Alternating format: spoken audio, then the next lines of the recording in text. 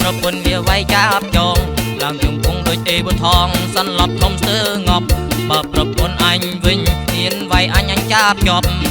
បើមិនងប់មិនធ្វើប្រុសទេប្រពន្ធរបៀបនេះហាហាហាហាហា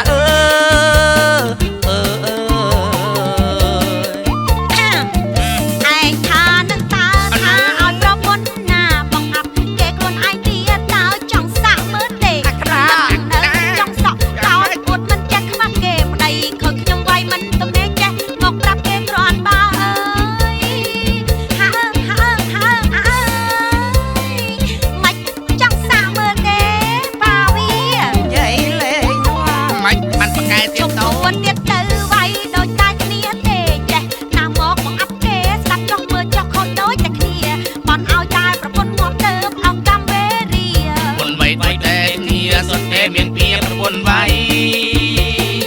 ហាហាហាហាហា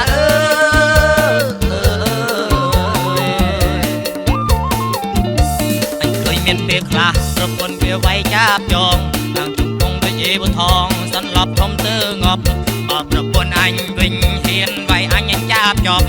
បើមិនងប់មិនធ្វើប្រុសទេប្រពន្ធរបៀបនេះហាហាហាហា